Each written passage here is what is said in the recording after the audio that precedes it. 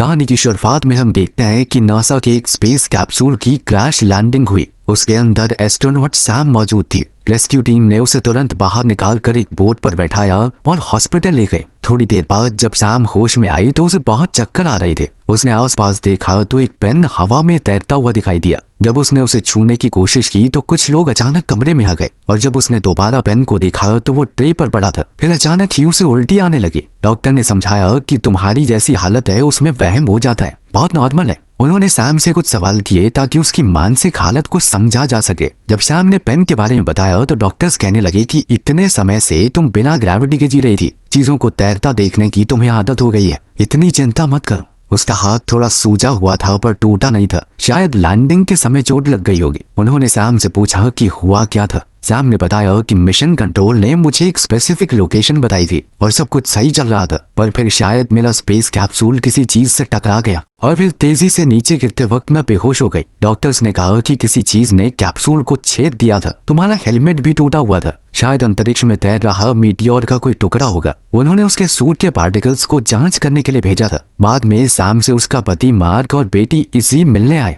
लेकिन क्वारंटाइन की वजह से वो सिर्फ शीशे के पीछे से ही बात कर पाई। उसके पिता विलियम भी वहां आए। उसे बताया गया कि सरकार भी नासा के साथ साथ इन्वेस्टिगेशन करेगी, क्योंकि जैसे ही तुम्हारा स्पेस कैप्सूल धरती में एंटर हुआ कुछ बहुत ही अजीब सी फ्रीक्वेंसी मिली थी। सरकार ने सैम के लिए खास घर का इंतजाम किया जहाँ वो न्यूज रिपोर्टर्स से दूर रहकर आराम से ठीक हो सके। डॉक्टर मिशेल सैम को वहां ले गई और घर दिखाया। उसने बताया कि सरकार ने 1950 में इस जगह को वेपन टेस्टिंग के लिए खरीदा था और अब इसका इस्तेमाल कुछ जरूरी लोगों को ठहराने के लिए किया जाता है। बाहर एक टेलीस्कोप भी लगाया गया था ताकि सैम अंतरिक्ष को मिस न करे। जब सैम ने टेलीस्कोप का इस्तेमाल करना चाहा तो एक तेज आवाज हुई और उसके सर में दर्द होने लगा। साथ ही उसे कुछ अजीब तस्वीरें दिखने लगी। मिशेल ने उसे संभाला और कहा कि ये सब कुछ आम है। उसने सैम से कहा कि अगर नाक से थोड़ा बहुत खून आए, अजीबोगरीब चीजें तैरती हुई दिखें तो ज्यादा ध्यान मत देना, तुम्हें ठीक होने में थोड़ा समय लगेगा, थोड़ा आराम करो। 2 महीने बाद तुम्हारा टेस्ट होगा, उसके बाद ही अगला मिशन मिलेगा। हर रोज डॉक्टर्स उसे सुबह सुबह चेक करने आते थे।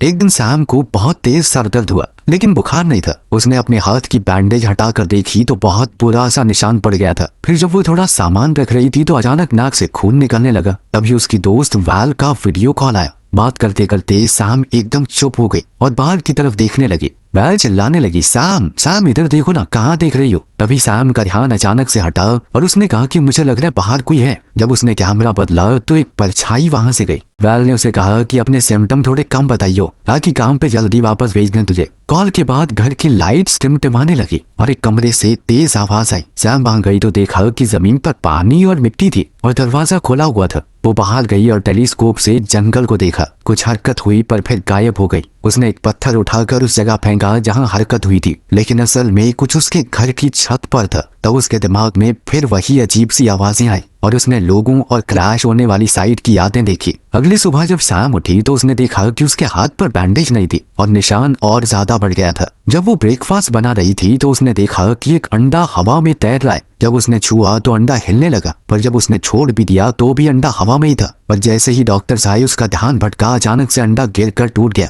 यानी वो हवा में तो था। डॉक्टर्स ने फिर से उस पर कई टेस्ट किए। एक्सरसाइज के दौरान उसके पैर में झटका लगा, लेकिन उसने कहा नहीं नहीं ठीक है, सब कुछ नहीं हुआ। टेस्ट के बाद सैम थक गई और उसने थोड़ी आइसिंग की। मिशेल ने कहा कि टेस्ट थोड़े मुश्किल हैं लेकिन नासा के लिए जरूरी हैं। उसने पूछा कि कोई सिम्टम तो नहीं है, पर सैम ने अपनी दोस्त के कहे मुताबिक झूठ बोल दिया कि सब कुछ सही है। डॉक्टर्स के जाने के बाद सैम ने मार्क को कॉल किया। उसने कहा कि जब मैं पूरी तरह ठीक हो जाऊंगी ना तो फिर फैमिली ट्रिप पे चलेंगे तीनों। इसके लिए मार्क ने मना कर दिया। उसने कहा कि इसी बिना बात कंफ्यूज हो जाएगी, उसे लगेगा कि हम साथ हैं, सब कुछ सही है। फिर जब डाइवोर्स लेंगे तो झटका लगेगा उसे। ये सुनकर सैम को बुरा लगा। उसने कहा कि अभी पक्का थोड़ी है कि डाइवोर्स लेंगे, अभी तो हम बस बात कर रहे थे ना। उनकी बातों से पता चलता है कि इजी एडॉप्टेड है और सैम और मार्क एक दूसरे से अलग हो रहे हैं क्योंकि सैम बस अपने काम में ही बिजी रहती है। मार्क और इजी के लिए उसके पास समय ही नहीं है। खैर तभी इजी ने वहां आकर अपनी ड्राइंग दिखाई जिसमें उसने स्पेस में कुछ लोग बनाए थे।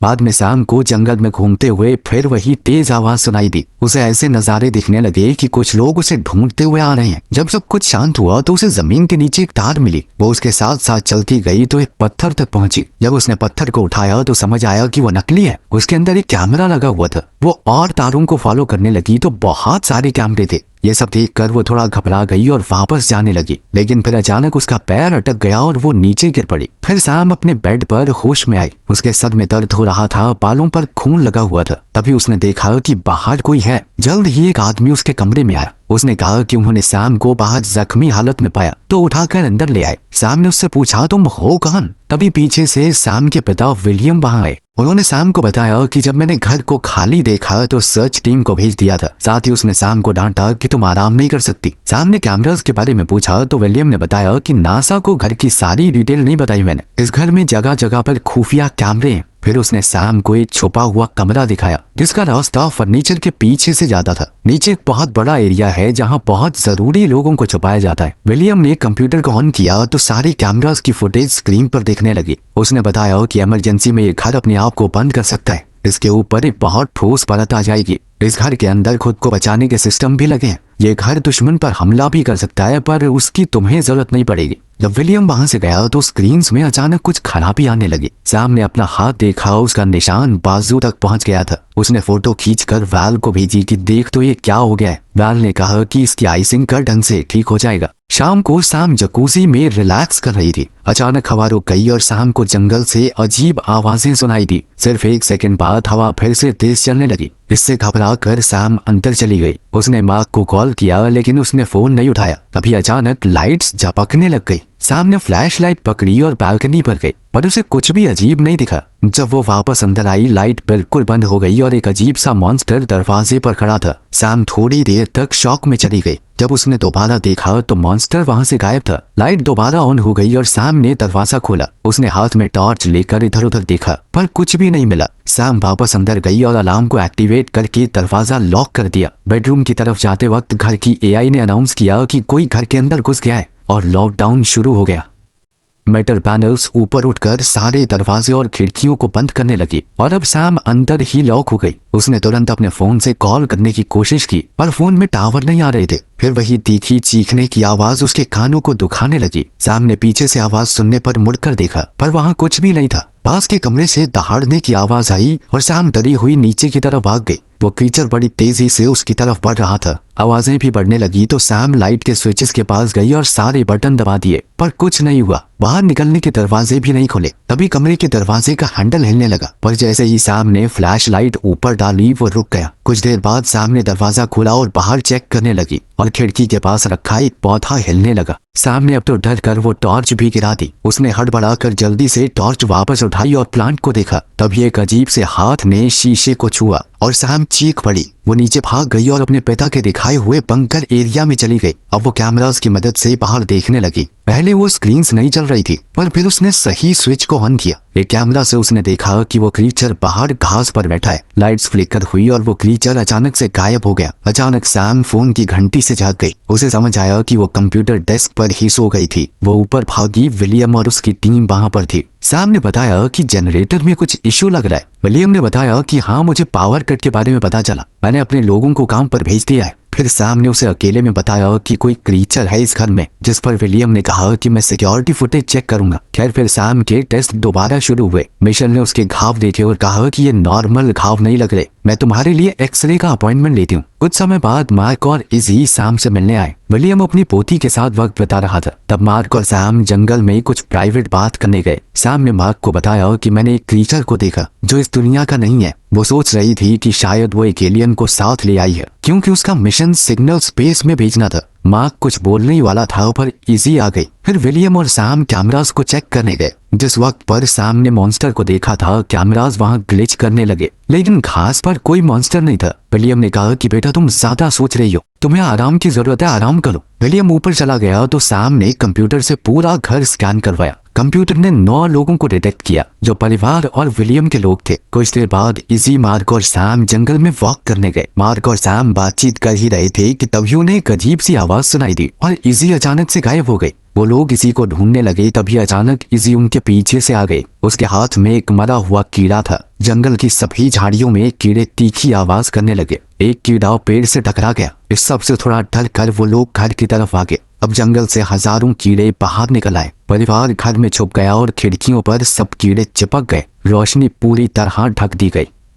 थोड़ी देर बाद कीड़े चले गए और खिड़कियों का शीशा बहुत चिपचिपा हो गया, लेकिन खिड़कियों के नीचे बहुत सारे कीड़े मरे पड़े थे। सफाई की टीम आ गई और नासा के ऑफिसर ने कहा कि ये चीज आम तो नहीं लग रही। सैम ने लैब से अपने कैप्सूल टेस्ट की अपडेट पूछी, लेकिन रिजल्ट अभी आए नहीं थे। मार्क और इजी अभी के लिए वहां से चले गए, पर मार्क ने कहा कि मैं रात को आऊंगा। फिर सैम को अपने पैर में कुछ अजीब सा लगने लगा। जब उसने जूता उतारा तो उसके नाखून से खून आ रहा था। बाथरूम जाकर उसने अपने मोजे उतारे तो देखा कि घाव पूरे पैर तक पहुंच चुका है। जैसे ही उसने नाखून को छुआ तो वो निकल गया और वो चीख पड़ी। उसने अपने पैर पर बैंडेज बांधी और बर्फ से थोड़ा सेका। अब लाइट्स फिर से झपकने लगी तो सैम ने एक टेबल दरवाजे के आगे लगा दिया। उसने इंटरनेट पर अजीब कीड़ों की घटनाओं के बारे में देखा। वहाँ उसे फोटोज में कुछ लोग दिखे जिनके शरीर पर बिल्कुल उसके जैसे निशान थे। उसे लगने लगा कि कुछ तो उसकी कमर पर रेंग रहा है, तो वो बाथरूम की तरफ भागे। शीशे में देखा तो हथेली से होते हुए वो घाव कंधे तक आ चुका है। लाइट्स फिर से झपझपाने लगी तो सैम अलार्म एक्टिवेट करके नीचे भागी। अजीब सी आवाजें हर जगह सुनाई दे रही थी। तभी मार्क का कॉल आया। उसने कहा कि वो आ रहा है। सैम ने पूछा कि क्या वो एक अच्छी माँ है।